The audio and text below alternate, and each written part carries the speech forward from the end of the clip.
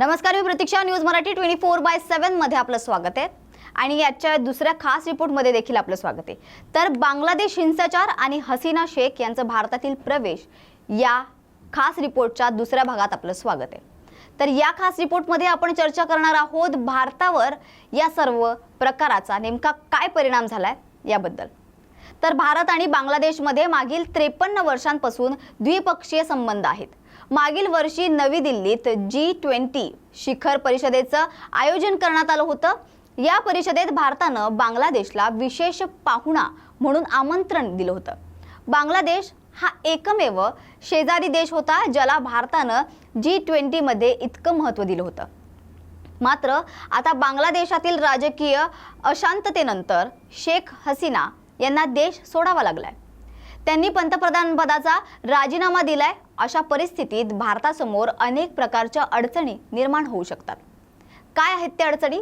तर बांगलादेशच्या राजकारणात दोन व्यक्ती महत्त्वाच्या आहेत.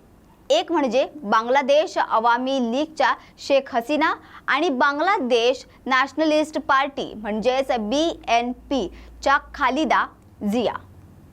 मागील 15 वर्षांपासून बांगलादेशात शेख हसीना यांच्या नेतृत्वाखाली अवामी लीगचं सरकार होतं. शेख हसीना पंतप्रधान पदावर होत्या. अमर आगा परराष्ट्र धोरणाचे जाणकार आहेत. बांगलादेशातील सध्याच्या राजकीय अस्थिरतेबद्दल ते म्हणतात की बांगलादेशात शेख हसीना यांचं सरकार असावं असंच भारताला वाटतं. खालिदा जिया यांच्या बांगलादेश नॅशनलिस्ट पार्टीचा कल सुरुवातीपासूनच इस्लामिक कट्टरपंथीयांच्या बाजूने आहे. हा पक्ष नेहमीच पाकिस्तानची बाजू घेत आला आहे. चीन आणि पाकिस्तान मित्र आहेत. साहजिकच BNPच्या या भूमिकेचा फायदा चीनला होतो. तर दुसरीकडे शेख हसीना यांचा अवामी लीग हा पक्ष उदारमतवादी, धर्मनिरपेक्ष आणि लोकशाही मूल्यांना मानणारा आहे. भारत सुद्धा याच मूल्यांना मानणारा देश आहे. याच कारणामुळे भारत अवामी लीग आणि शेख हसीना यांना प्राधान्य देतो. कमर आगा म्हणतात की BNP हा फक्त पाकिस्तान धार्जिणा पक्ष नाही तर चीनला देखील त्यांचा पाठिंबा आहे. हा पक्ष इस्लामिक राजकारण करू इच्छितो. शेख हसीना पंतप्रधान पदावर नसल्यानं आणि त्यांचा अवामी लीग पक्ष सत्तेत नसल्यानं बांगलादेशची भारताऐवजी पाकिस्तान आणि चीनशी जवळीक वाढत चालली आहे. ते पुढे असंही म्हणतात की शेख हसीना यांनी संतुलित परराष्ट्र धोरण राबवलं होतं. त्यांनी भारत आणि चीन या दोन्ही देशांशी असलेल्या संबंधांचं संतुलन साधलं होतं. मात्र आता या प्रकारच्या परराष्ट्र धोरणावर बांगलादेशात प्रश्न उभे केले जात आहेत. भारत बांगलादेश व्यापारावर याचा काय परिणाम होईल त्याबद्दल जरा जाणून घेऊया. तर शेजारी राष्ट्र असल्यामुळे भारत आणि बांगलादेशमध्ये फक्त राजकीय संबंध नाहीत तर दोन्ही देशांमध्ये घनिष्ठ व्यापारी संबंध देखील आहेत. दक्षिण आशियात बांगलादेशशी भारताचा सर्वाधिक व्यापार होतो. कोरोनाचं संकट असताना सुद्धा 2020 आणि 21 या वर्षात दोन्ही देशात 10.78 अब्ज अमेरिकन डॉलरचा व्यापार झाला होता. तर त्या पुढील वर्षी म्हणजेच 2021 आणि 22 मध्ये दोन्ही देशांमधील व्यापार हा 44% घसघशीत वाढ नोंदवून 18.14 अब्ज अमेरिकन डॉलरवर पोहोचला होता. 2022 आणि 23 या वर्षात 2022 आणि 23 या वर्षात भारत बांगलादेशातील एकूण व्यापार हा 15.93 अब्ज अमेरिकन डॉलर इतका होता. वीज आणि ऊर्जा यासारख्या अत्यंत महत्त्वाच्या क्षेत्रांमध्ये दोन्ही देश संयुक्तरित्या अनेक प्रकल्पांवर काम करत आहेत. सध्या बांगलादेश भारताकडून 1160 मेगावॅट विजेची आयात करतोय. हाय स्पीड डिझेलची वाहतूक करण्यासाठी दोन्ही देशांमध्ये भारत बांगलादेश पाईपलाईन अत्यंत महत्त्वाची आहे. बांगलादेशात पायाभूत सुविधांचा विकास करण्यासाठी देखील भारतानं नेहमीच पुढाकार घेतलाय. मागील 1 दशकभराच्या कालावधीत रेल्वे, रस्ते, बंदर यांच्या बांधकामासाठी आणि विकास कामासाठी भारतानं बांगलादेशला हजारो कोटी रुपयांची मदत देखील केली आहे. कमर आगा दोन्ही देशांमधील व्यापारांबद्दल सांगतात की सध्या बांगलादेशात जी राजकीय स्थिती आहे त्याचा परिणाम भारताबरोबरच्या व्यापारावर देखील होईल. बांगलादेशच्या चितगाव बंदराचा वापर करण्यासाठी चीन उत्सुक आहे.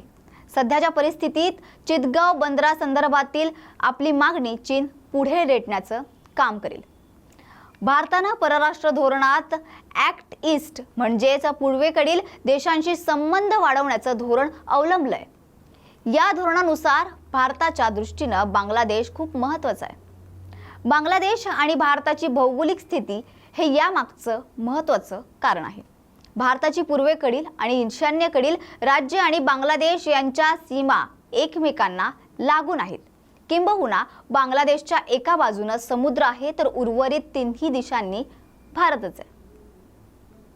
त्यामुळे ईशान्येतील राज्यांमध्ये विकास करण्यासाठी, तिथे वाहतूक व्यवस्था वाढवण्यासाठी, दळणवळणाच्या साधनांचा विकास करण्यासाठी भारताला बांगलादेशच्या सहकार्याची अत्यंत आवश्यकता आहे.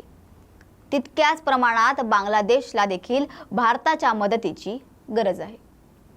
वाहतुकीच्या दृष्टीनं बांगलादेशचं चितगाव बंदर भारतासाठी अत्यंत उपयुक्त आहे. मात्र सुरुवातीला जेव्हा भारतानं चितगाव बंदराचा वापर करण्याचा प्रस्ताव ठेवला होता तेव्हा शेख हसीना यांच्या सरकारनं तो फेटाळला होता. आधी भारताला अगरतालहून कोलकात्याच्या बंदरात सामानाची वाहतूक करायची असेल तर 1500 किलोमीटरचा अतिरिक्त प्रवास करावा लागायचा. मात्र आता हे अंतर फक्त 200 किलोमीटरपेक्षाही कमी झालंय.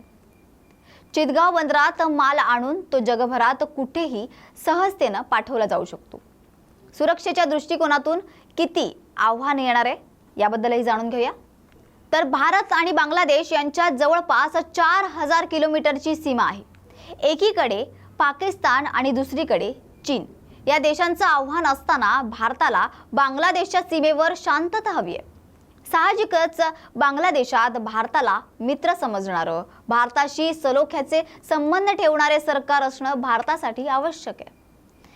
कमर आगा म्हणतात की ईशान्य भारतातील फुटीवाद्यांना शरण देण्यात शेख हसीना यांच्या आधीच्या सरकारची भूमिका ही महत्त्वाची होती.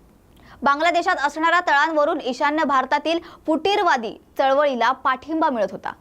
फुटीरवाद्यांचा बिमोड करण्यात शेख हसीना सरकारनं भारताला मदत करत महत्त्वाची भूमिका बजावली आहे. ईशान्य भारतातील फुटीरवादी चळवळीचे जे नेते बांगलादेशात राहत होते त्यांना बांगलादेश सरकारनं भारताच्या ताब्यात दिलं. यामध्ये उल्फा या संघटनेचा नेता अरविंद राजखोवा आणि इतर फुटीरवादी नेत्यांचा देखील समावेश आहे. आता हे सर्व फुटीरवादी नेते भारताशी शांततेच्या वाटाघाटी करत आहेत. अशा परिस्थितीत जर बांगलादेशात शेख हसीना यांचं सरकार नसेल तर भारतासमोरील अडचणींमध्ये नक्कीच वाढ होणार आहे. तर आजच्या या खास रिपोर्टमध्ये आपण इथेच थांबत आहोत. पण अशाच महत्त्वाची माहिती घेऊन पुन्हा भेटूया. तोपर्यंत पाहत रहा न्यूज मराठी 24/7.